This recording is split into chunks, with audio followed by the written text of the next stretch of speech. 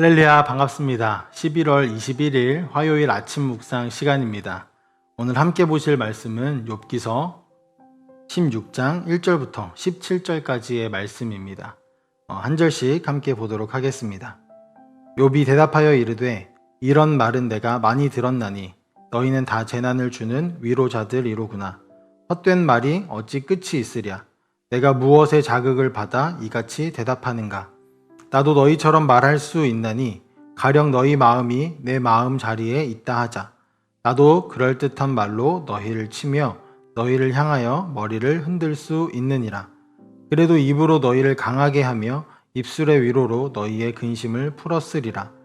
내가 말하여도 내 근심이 풀리지 아니하고 잠잠하여도 내 아픔이 줄어들지 않으리라.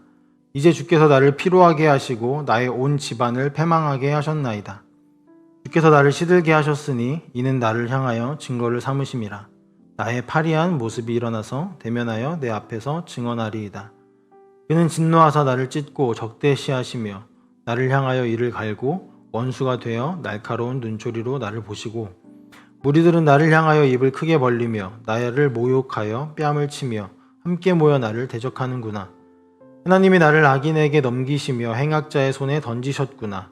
내가 평안하더니 그가 나를 꺾으시며 내 목을 잡아 나를 부서뜨리시며 나를 세워 관역을 삼으시고 그의 화살들이 사방에서 날아와 사정없이 나를 쏘므로 그는 내 콩팥들을 꿰뚫고 그는 내 쓸개가 땅에 흘러나오게 하시는구나. 그가 나를 치고 다시 치며 용사같이 내게 달려드시니 내가 굵은 배를 꿰매어 내 피부를 덮고 내 뿔을 티끌에 더럽혔구나. 내 얼굴은 울음으로 붉었고 내 눈꺼풀에는 죽음의 그늘이 있구나. 그러나 내 손에는 포악이 없고 나의 기도는 정결하니라. 아멘. 욥과 친구들의 대화가 점점 파국으로 치닫는 것 같이 보입니다. 욥의 친구들은 더 이상 욥이 말할 수 없는 고통을 당하고 있다는 사실조차도 잊어버린 것은 아닐까 싶을 정도인데요. 우리가 어제 15장에서 살펴보았듯이 엘리바스는 더 강력하게 인과응보의 원리 속에서 욥을 정죄하고 있습니다. 그래서 점점 분노하고 있는 친구들을 향해 욥은 너희는 다 재난을 주는 위로자들이라고 말하고 있습니다. 쉽게 말해서 위로하기 위해 온 너희들의 말이 나를 더 고통스럽게 만들고 있다라는 뜻이죠. 우리는 서로 사랑하라는 예수님의 말씀을 실천하기 위해서 고통을 당하는 이들을 보면서 그냥 지나치지 못하곤 합니다. 대부분의 사람들이 그러합니다. 그러나 우리는 때로 그들의 고통을 이해하는 듯 하면서 그들을 더욱 고통에 빠져들게 만들기도 합니다. 그런 경우는 대부분 상대의 고통과 동일한 경험이 없을 때, 그래서 그것을 다 이해하지 못할 때 일어납니다. 오늘 친구들도 마찬가지인데요. 욥과 같은 극심한 고통을 겪어본 적도 또 인과응보의 원리가 깨질 만큼 그런 극심한 고통을 경험해 본 적도 없었던 친구들이기 때문에 욥을 향하여서 인과응보의 원리, 자신들이 가지고 있는 그 원리를 계속 고수하는 것입니다. 그래서 욥은 너희가 내 자리에 있다면 그렇게 말할 수 없었을 것이다 라고 말하고 자신 또한 말로 더 상처를 줄 수 있지만 내가 너희의 자리에 있었다면 나는 상처가 아니라 위로와 격려를 했을 것이다 라고 말을 하는 것입니다. 서로의 입장을 바꿔서 생각해 보면 나는 너희들처럼 하지 않을 것이다 라는 것이죠. 그러나 지금 친구들은 욥의 말이 들리지 않을 것입니다. 왜냐하면 욥이 주장하는 바가 그들의 신념을 자극하고 있기 때문입니다. 욥은 사실 지금까지 한 번도 새 친구들을 향하여 비난을 하거나 그들을 향하여서 그들이 잘못됐다 혹은 그들을 향하여서 문제를 삼거나 하지는 않습니다. 공격하면서 말하지 않습니다. 그는 그저 나는 너무 고통스럽다. 그리고 이 고통은 하나님께서 주신 것이다. 그러나 나는 이런 징벌, 이런 고난을 받을 만한 잘못을 하지 않았다라는 주장만을 계속 펼칠 뿐이었습니다. 그러나 죄 없는 자에게 고난이 임할 수도 있다라는 이 주장이 친구들의 신앙의 근본을 건드리고 있기 때문에 그들은 욥의 말을 받아들이지 못하고 있을 뿐더러 눈앞에서 고통을 당하는 친구의 상태를 보지 못하고 있는 것입니다. 진정한 위로자는 상대의 아픔에 공감하는 사람입니다. 그가 정당한 이야기를 하든 정당하지 않은 이야기를 하든 우선 그의 아픔을 함께 짊어지는 사람입니다. 로마서를 쓴 바울은 12장 15절 16절 말씀에서 이렇게 말을 합니다. 즐거워하는 자들과 함께 즐거워하고 우는 자들과 함께 울라. 서로 마음을 같이 하며 높은 데 마음을 두지 말고 도리어 낮은 데 처하며 스스로 지혜 있는 채 하지 말라. 이는 사랑의 원리 속에서만 이루어질 수 있는 일이고 하나님을 바르게 알고 그의 사랑 안에 거하는 사람이 취할 수 있는 태도입니다. 그리고 지금 욥의 세 친구들은 이 말씀과 정확히 대치되는 모습을 보이고 있습니다. 우리 또한 우는 자들과 함께 울기보다 그의 울음이 정당한지를 먼저 보고 있지는 않은지 돌아보아야 할 것입니다. 또한 우리의 참된 위로자이신 예수님이 우리의 잘잘못을 따지고 계시지 않다라는 사실을 기억하시길 소망합니다. 만약 그가 우리의 잘못만을 따졌다면 세리와 식사하지 않으셨을 것이고 창녀의 죄를 묻고 따지고 계셨을 것이기 때문입니다. 그러나 그는 세리를 용서하시고 창녀를 위로하시고 또한 그들의 친구가 되셨습니다. 우리의 모습이 욥의 세 친구의 모습과 같아야 할지 아니면 예수님과 같아야 할지는 더 생각하지 않아도 될 만큼 명확할 것입니다. 그리고 이 모습은 우리의 힘으로는 불가능함을 또한 인정해야 합니다.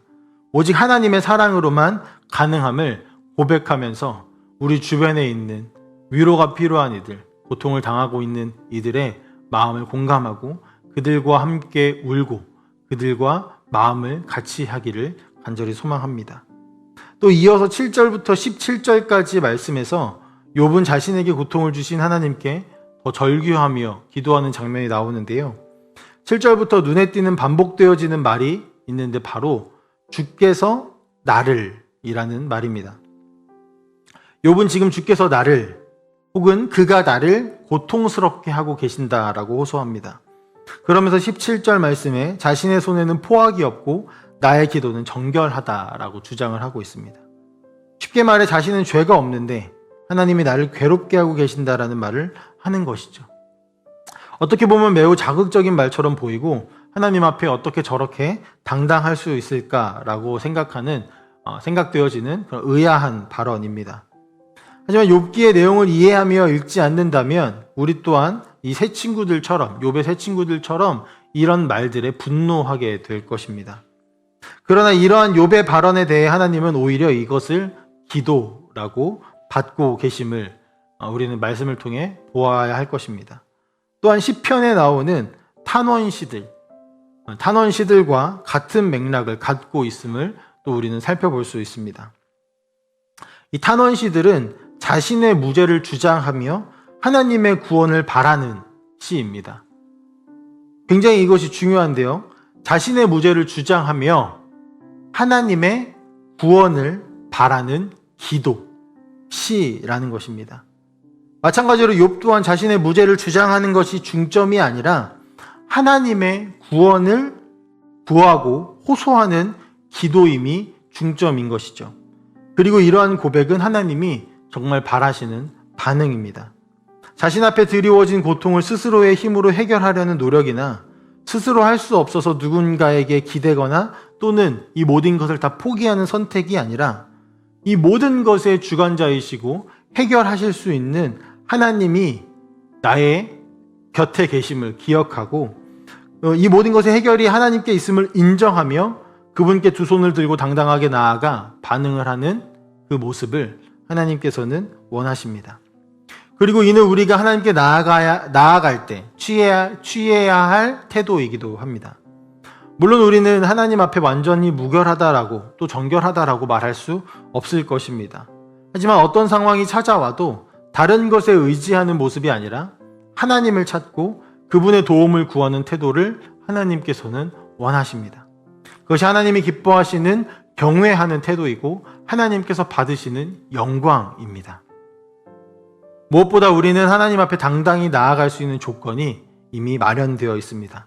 바로 예수 그리스도를 통해 죄에서 자유를 얻고 하나님 앞에 의인이라고 인정을 받게 되었기 때문입니다. 오늘 우리의 삶에 어떤 상황이 닥쳐올지는 사실 모르겠습니다. 말할 수 없는 고통이 여전히 우리를 올가매고 있을지도 모르겠습니다. 그럴 때 우리는 예수님의 피를 힘입어 하나님께 나아가 우리의 고통을 호소할 수 있습니다. 하나님은 우리가 어떤 상황에서도 하나님께 나아와 하나님을 찾는 것을 기뻐하십니다. 그것이 무조건 기쁨의 찬양과 혹은 나의 죄에 대한 반성과 회개가 아니어도 좋습니다. 자신의 고통을 숨김없이 드러내는 것 또한 하나님은 기뻐하시는 모습입니다. 오늘도 어떤 상황에서도 솔직하게 하나님께 나아가 그의 이름을 부르며 그를 찾는, 그래서 하나님께만 기대는 함께하는 교회 모든 성도님들이 다 되시기를 간절히 소망합니다. 함께 기도하겠습니다. 사랑의 하나님 아버지 감사합니다. 하나님 오늘도 욥기의 말씀을 보며 욥이 드리는 기도와 또 욥이 처한 그 고통들의 상황들을 바라보며 우리가 어떻게 이웃을 사랑하고 또 그들과 함께 고난을 나눠야 하는지, 또 우리가 하나님 앞에 어떻게 나아가야 할지를 아버지 말씀을 통해서 살펴보았습니다. 하나님, 내 주변에 고통을 당하는 이들에게 나의 의를 드러내기보다 나의 생각을 관철시키려고 하기보다 그의 마음을 읽고 그와 함께 마음을 나누며 우는 자들과 함께 울 수 있는 우리 성도님들이 될 수 있도록 주여 인도하여 주시옵소서. 또한 아버지, 우리가 고통을 당할 때 최종적으로 우리가 어디에 기대야 할지를 말씀을 통해 봅니다. 욥이 자신의 상황을 솔직하게 고백하며 하나님 앞에 호소하고 때로는 애통해하며 하나님 앞에 나의 죄가 이렇게 고난을 당할 만큼입니까? 라고 하나님 앞에 탄원했던 그 모습들이 우리의 모습이기를 소망합니다. 고통을 당할 때 다른 것에 의지하거나 모든 것을 포기하는 것이 아니라 주께 나아와 손을 들고 엎드릴 수 있는 우리 모든 성도님들이 다 되실 수 있도록, 그래서 주님 안에서 참된 위로를 얻을 수 있도록 주여 인도하여 주시옵소서. 감사드리며 살아계신 예수님의 이름으로 기도합니다. 아멘.